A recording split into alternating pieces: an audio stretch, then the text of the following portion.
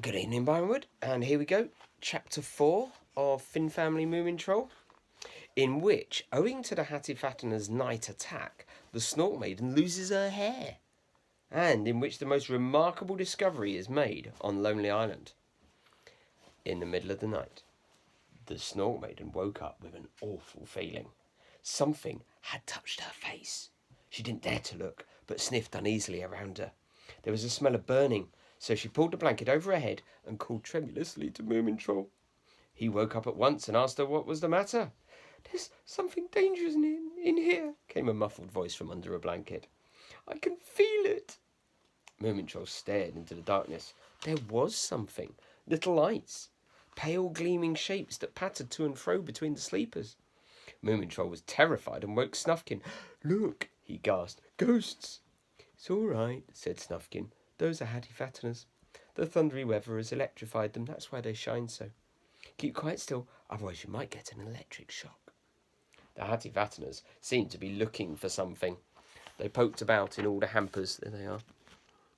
And the burning smell became stronger, and then suddenly they all collected in the corner where the Hemmelin was sleeping. "Do you think they're after him?" asked Moomintroll anxiously. "They're probably only looking for the barometer," said Snufkin. "I warned him not to take it. Now they found it." The Hattifatteners were all clinging to the barometer and had clambered up onto the Hemmelin so as to reach it better. The smell of burning was very strong now. Sniff woke up and began to whimper, and at the same time there was a piercing scream. A Hattifattener had trodden on the Hemmelin's nose. In a moment, everybody was awake and on their feet. Pandemonium broke loose. Hattifatteners were trodden on. Sniff got an electric shock. The Hemmelin rushed about, screaming with terror, and then entangled himself in the sail, so that the whole tent collapsed on top of them. It was quite frightful. Sniff maintained afterwards that it was at least an hour before they found their way out of the sail. Perhaps he exaggerated a bit. But by the time they had all sorted themselves out, the Hattifatteners had disappeared into the wood with the barometer, and nobody had the least desire to follow them. But by the time they'd all sorted themselves out, the Hattifatteners had disappeared into the wood with the barometer, and nobody had the least desire to follow them. Have you ever read that bit twice? Yeah, never mind. The Hemmelin, moaning piteously, thrust his nose into the sand. "This has gone too far," he said. "Why can't a poor innocent botanist live his life in peace and quiet?" "Life is not peaceful," said Snufkin contentedly.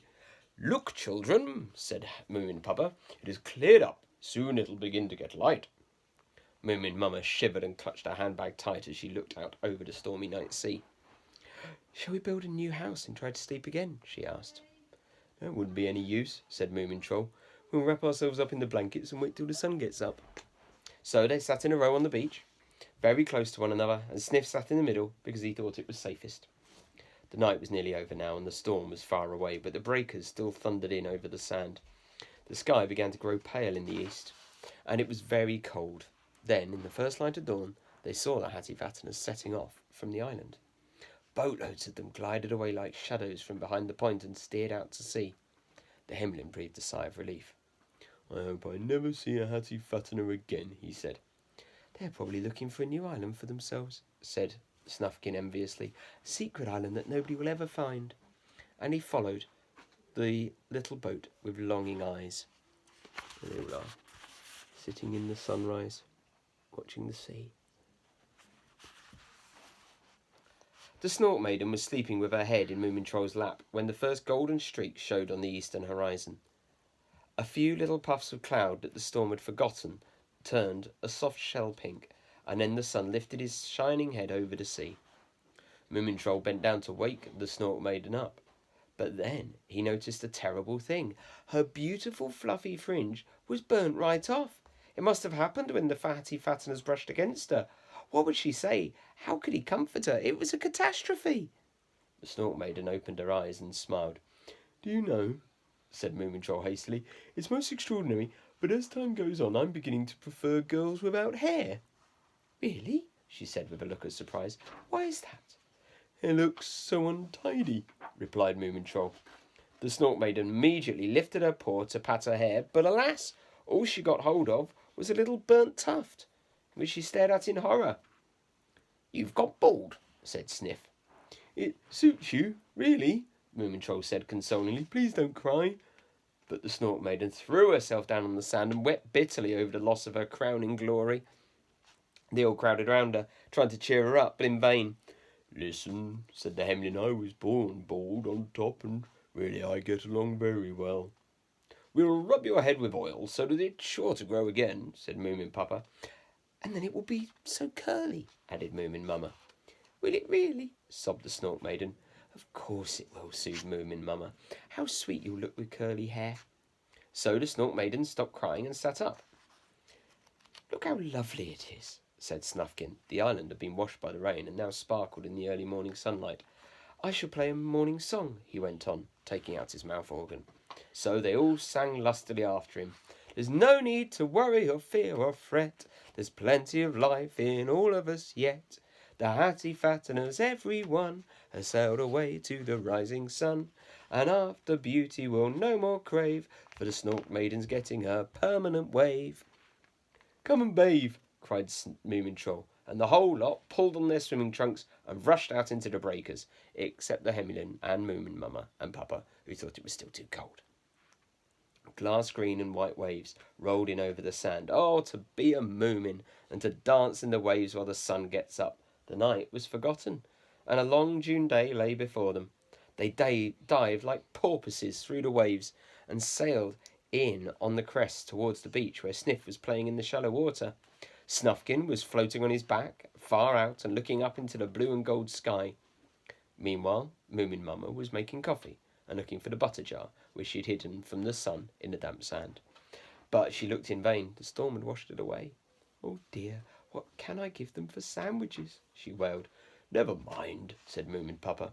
We'll see if the storm has given us something else instead. After coffee, we'll make a tour of inspection along the beach and see what the sea has washed up. And this they did. On the farther side of the island, shining slippery rocks reared up out of the sea, and there you could find both patches of shell-strewn sand, the mermaid's private dance floor, and secret black chasms into which the breakers thundered, as though they were battering on an iron door. In fact, there were caves and gurgling whirlpools, and all manner of exciting things to be found. Everyone set out on his own to see what had been washed up. This is the most exciting occupation, for you can find the strangest things, and it is often quite difficult and dangerous to save them from the sea. Moomin Mama clambered down to a little patch of sand, which was hidden by some fearsome rocks. Here clumps of blue sea pinks grew, and the sea oats rattled and whistled as the wind forced its way up their narrow stalks. She lay down in a sheltered spot, from which she could see only the blue sky and the sea pinks that waved over her head. I'll rest just a little while, she thought, but soon she was fast asleep in the warm sand. Here she is, all snuggled up on the beach. But the Snork ran to the top of the highest hill and looked round. He could see from shore to shore, and the island seemed to him to float like a giant water lily on the uneasy sea. He saw Sniff, just a speck, looking for wreckage.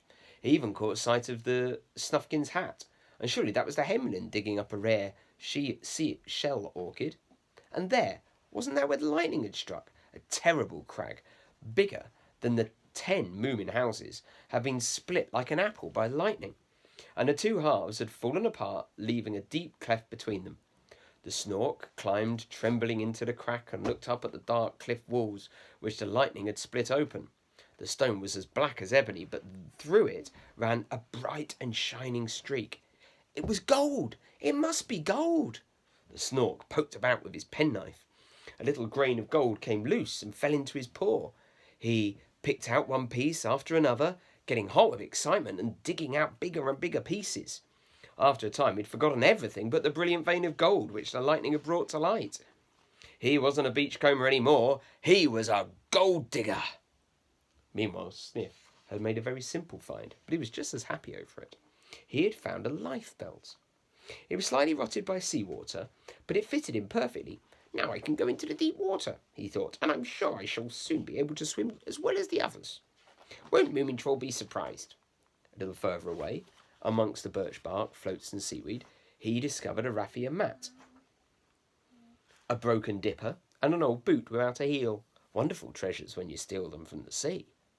Then in the distance he caught sight of Moomintroll, who was standing out in the water struggling with something big. What a pity that I didn't see it first, thought Sniff. What in the world can it be? Now Moomintroll had got his find out of the water and was rolling it in front of him up the beach. Sniff craned his neck, and then he saw what it was. A boy, a big and gorgeous boy. Not a boy like a person boy, but one of the big, large floats that you get in the ocean. "Phew!" shouted Moomintroll. "What do you think of this?" "It's quite nice," said Sniff critically, with his head on one side. "But what do you think of this?" And he displayed his find on the sand. "The lifebelt is lovely," replied Moomintroll, "but what's the use of half a dipper?" "It will probably do if you bail quickly," said Sniff. "Listen, what do you say to a swap? The raffia mat, the dipper, and the boot for that old boy." "Never on your life," said Moomintroll. "Perhaps the lifebelt for this rare object that must have drifted here from a distant land." And he held up a glass ball and shook it. Then up whirled a mass of snowflakes inside, settling gradually to rest on a little house with windows of silver paper. "Liza, do you want to go and get one of the snow globes? I can show what we mean." Quick, quick. Yeah, that one will do nicely. Here we go. So it's one of these where you've got a globe, and then when you shake it, all the white snowflakes drift around it. So that's what Moomintroll found on the beach. "Oh," said Sniff, and a great struggle was going on inside him because he couldn't bear to part with anything, even in exchange. "Look," said Moomintroll, and shook the snow up again. "I don't know," said Sniff doubtfully. "I don't really know which I like best, the lifebelt or your snowstorm." "I'm pretty sure it's the only one in the world at the moment," said Moomintroll. "But I can't give up the lifebelt," wailed Sniff. "Dear Moomintroll, can we share the little snowstorm?" Said Moomintroll. "Couldn't I just hold it sometimes?" begged Sniff. "On Sundays?" Moomintroll thought for a bit, and then he said, "Well, all right, you can have it on Sundays and Wednesdays." Okay, so we will stop there for tonight, and we will read the rest of that chapter tomorrow. I don't know when you're going to see this, whether it's going to be going up tomorrow or Monday, but I will see you then.